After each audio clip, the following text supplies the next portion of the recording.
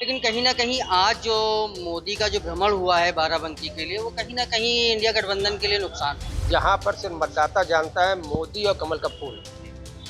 बस जो भी मतदान करेगा मोदी के नाम पर करेगा, कमल को निशान लगाएगा। बाकी कैंडिडेट कोई मतलब नहीं है कौन लड़ रहा है। यहाँ सिर्फ मतदाता यह जान रहा है कि मोदी और कमल का फूल गिरी। नहीं नहीं, मोदी का जादू चल ही रहा है, भाजपा वही से चल रहा है। बस असली बात यह है कि सपा वाले जुड़े तो हैं लेकिन दिल से नहीं जुड़ रहे हैं कांग्रेस साथ में। कांग्रेस का कैडर मजबूत है क्या यहाँ? मजबूत नहीं है, दिखावा चल रहा है।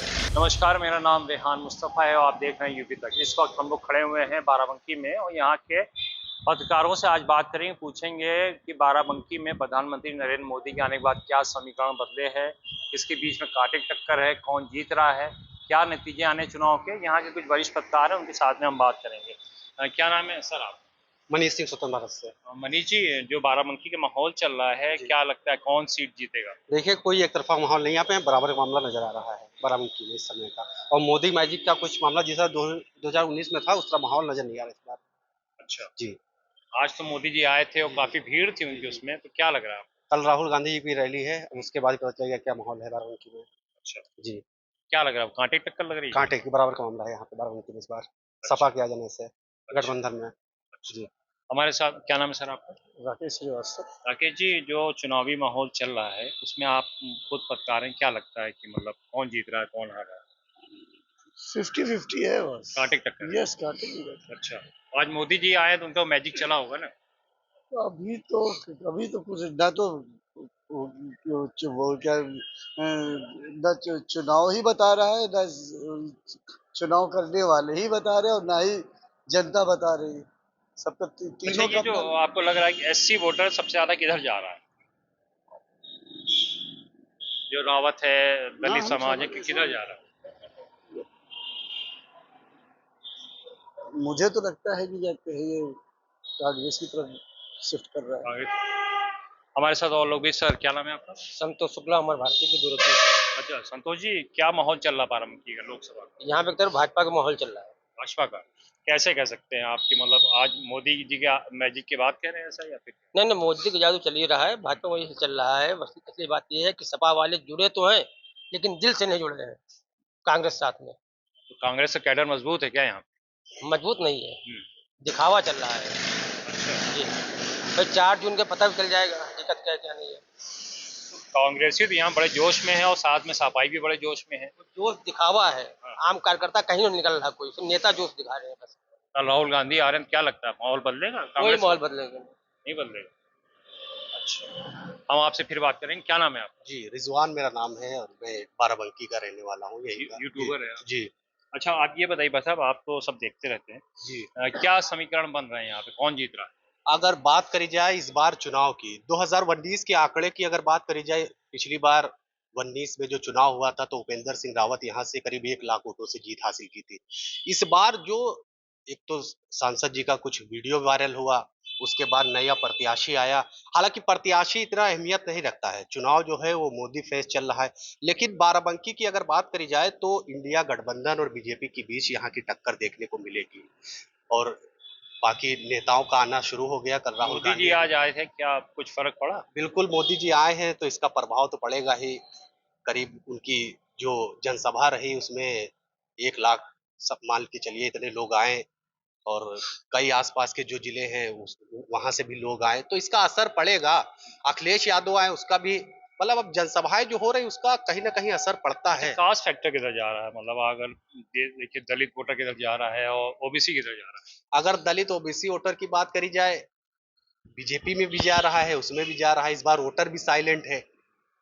और बाराबंकी की अगर मैं खास करके बात करूं, देखिए जनसभाएं हो रही, जनसभाएं में जो बुनियादी मुद्दे हैं, बुनियादी मुद्दों की बात नहीं की जा रही। जैसे कि बंकी ओवर ब्रिज हो गया है, जिला अस्पताल यहाँ पे रेफर कर दिया जा रहा है तो लखनऊ जाना पड़ता है। तो और भी तमाम शुगर मिल है, तो ये सब बड़ी दिक्कतें यहाँ पे है। अगर यहाँ के मुद्दों की बात करी जाए, सरकारें चाहे जो रहे, हमारा तो यही मानना है कि जो बुनियादी चीजें हैं उन पे काम किया जाए, जीते हार चाहे जिसकी हो। क्या नाम है सर आपका? मैं अजीज अहमद, राष्ट्रीय सहारा से।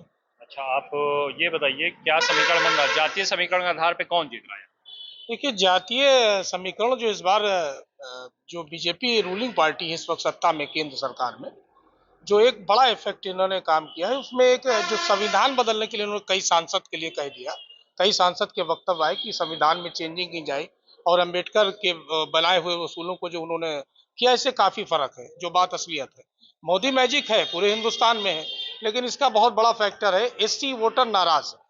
एससी वोटर अब ये बीजेपी कितना साथी है और मोदी जी कितना मैजिक इनका काम करता है आने से पहले। अब अभी तक तो हम लोग के जो नॉलेज में है वो एससी वोट थोड़ा सा डिस्टर्ब कौन जीतेगा? जीतने के और हारने की कोई बात नहीं है, लेकिन जैसे हमारे साथी पत्रकार ने कहा कि मुद्दे अहम हैं। हमारे जिले के लिए जिन सुविधाओं के लिए जरूरत हो, बीजेपी हो, कांग्रेस हो, सपा हो, हमको अपने मुद्दों की बातचीत करना चाहिए। जैसे हॉस्पिटल का इन्होंने मुद्दा बताया, सच बात है, मुद्दे बहुत बड़े हैं। कोई नेता जीतने के बाद काम नहीं आता है, लेकिन ये सच है कि इस बार आसान नहीं है बीजेपी की। राजरानी जी पहचान की मोहताज नहीं है, ना पूनिया जी मोहताज है, लेकिन ये बात सत्य है जो साथी पत्रकारों ने कहा, जबरदस्त लड़ाई। और बड़े नेता आते रहते, जाहिर सी बात, जनसभाएं हैं, कैसरगंज, गोंडा हमारे डिस्ट्रिक्ट के करीब है, लोग आते रहते हैं, तो इसलिए गैदरिंग हो ही जाती है। गैदरिंग से आप माहौल नहीं बता सकते कि गैदरिंग 3 लाख आ गए तो आपको वोटर हो गए, 3 लाख आ गए तो मेहनत करने की क्या जरूरत है, आप ऐसे ही जीत गए।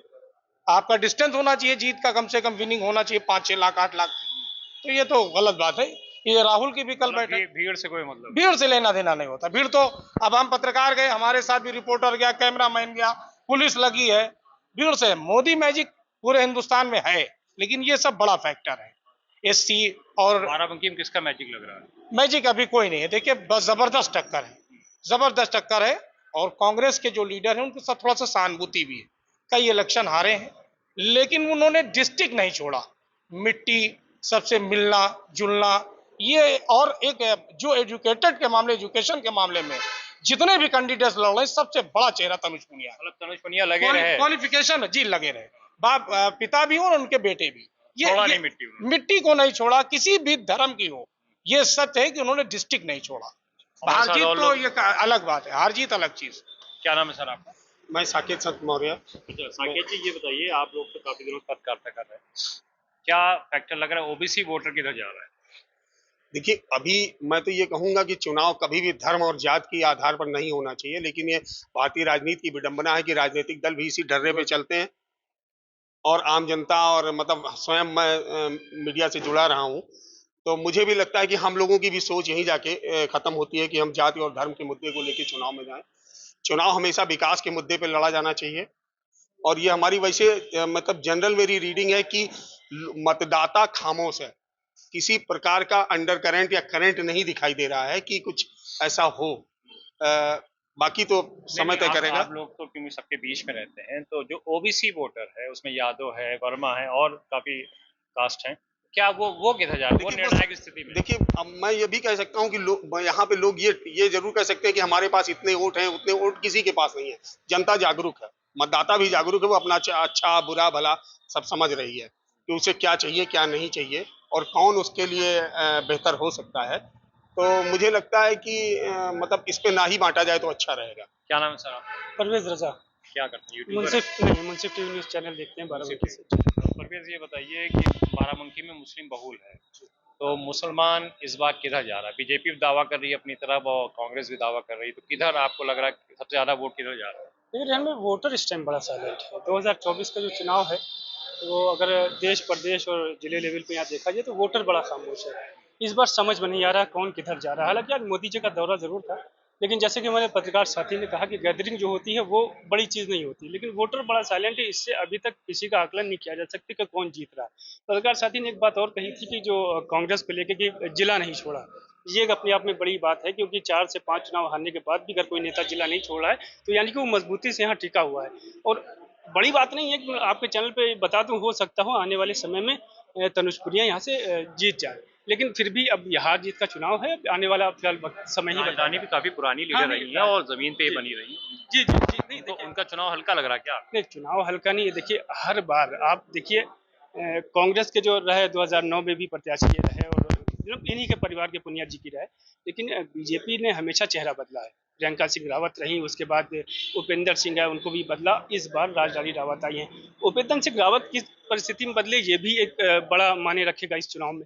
तो बहरहाल कुछ भी हो सकता है, इस बार कहना बड़ा मुश्किल हो रहा है बाराबंकी के लिए। हम आपसे फिर बात करेंगे। यहाँ फिर हम पूछते हैं, संतोष जी ये बताइए कि जो समीकरण बन रहा है बीजेपी ने, आप बीजेपी बता रहे हैं यहाँ जीत रही है, लेकिन पिछले चुनाव में जो उपेंद्र रावत की सीडी निकली, सीडी वजह से उनका टिकट काटा गया, राजा रावत को दिया गया, वो जिला पंचायत अध्यक्ष रही हैं, तो उनके चुनाव में देख रहे हैं वो तो उतनी मेहनत नहीं करी, लेकिन उनका कैडर जो है, जो बीजेपी का विंग है, वो काफी मेहनत कर रहा है।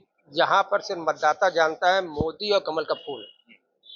बस जो भी मतदान करेगा मोदी के नाम पर करेगा, कमल को निशान लगाएगा, बाकी कैंडिडेट कोई मतलब नहीं है कौन लड़ रहा है। यहाँ सिर्फ मतदाता ये जान रहा है कि मोदी और कमल का फूल है जरूरी। लेकिन विपक्ष तो कह रहा है कि मोदी आ गए तो संविधान बदल देंगे, और उसकी वजह से काफी लोग उनसे नाराज। वो सब उनका चुनावी फंडा है उन लोगों का, बस यार। अच्छा, आज मोदी जी ने बेनी प्रसाद वर्मा की भी तारीफ किया, और यहाँ के जो प्रोडक्ट है मेंथा की खेती और जो स्टॉल बनते हैं उसकी भी उन्होंने काफी सराहना की। किसान पद्मश्री पाए हैं, उनको भी काफी कहा। बेनी वर्मा की जो उन्होंने तारीफ कर दिया, तारीफ नहीं की है, उन्होंने हकीकत बताई है। बात ये है कि कांग्रेस मतलब उनको डगर डगर गालियां अपमानित कर रही है, इसके बावजूद सपा उनके साथ जुड़ रहे हैं। कांग्रेस राकेश वर्मा तो अभी पुनिया जी के साथ, उनके बेटे, अब वो उनकी आपस की बात जाने, लेकिन जो बता रहे प्रधानमंत्री ने कहा है उन्हें हकीकत करी है। अच्छा, ये बताइए क्या क्या लगता है कि जो आज पीएम मोदी ने बेनी प्रसाद वर्मा को अपनी तरफ आने के लिए कहा है, मतलब कहा कि बेनी प्रसाद वर्मा का सम्मान कांग्रेस नहीं करती, उस पर आप क्या कहेंगे? हमारा अगर पीएम मोदी जी ने जो भी कहा है बयान, और उससे पहले राकेश वर्मा ने अभी अखिलेश जी की जनसभा जब हुई थी तो उन्होंने ये उसमें बयान दिया है कि इन बयानों को जो 2016 में उनके पिताजी तनुज पुनिया के पिताजी पीएल पुनिया ने 2016 में बेनी प्रसाद वर्मा जी के बारे में कहा था, वो वीडियो अब वायरल हो रहा है।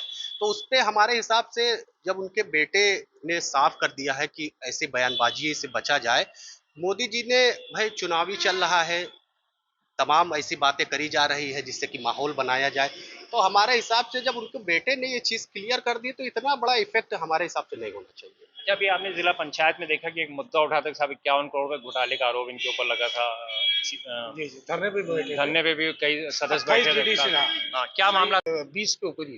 अच्छा, ये नॉलेज 20 के हम लोग सारे जर्नलिस्ट जानते हैं इस बात को। हाँ। धरने भी बैठ गए थे क्या था पूरा मामला, थोड़ा खोल के बताइए। कुछ हम लोग को इतना नॉलेज नहीं, लेकिन ये है कि धरने बैठे थे सारे डीडीसी, ज्यादातर बैठे थे, 3 डीडीसी बैठे थे, बाकी सारे बैठे थे। ये 51 करोड़ रुपए कुछ मामला कुछ था शायद।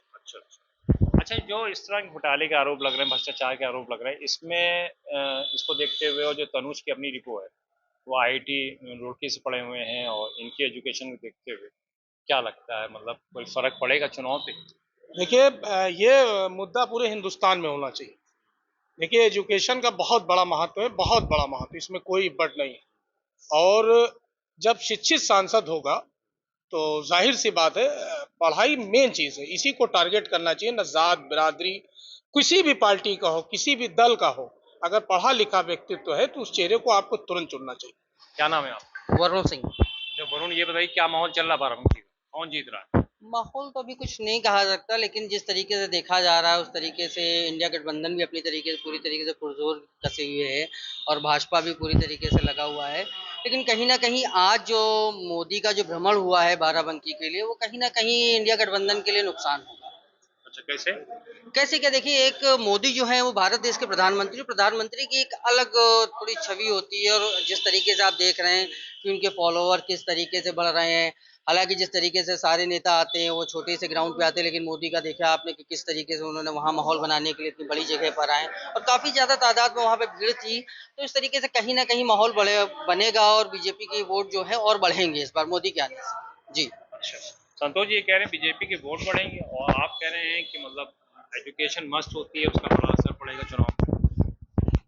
ये अपनी अपनी पत्रकारों की अपनी सोच है, हम कुछ नहीं। तो ये था हमारे साथ बाराबंकी के पत्रकार जिन्होंने अपनी विभाग राय रखी कि आने वाले चुनाव में कौन जीत रहा है, कौन हार रहा है, और क्या फैक्टर है, समीकरण है। कैमरामैन मसीह के साथ रेहान मुस्तफा, यूपी तक।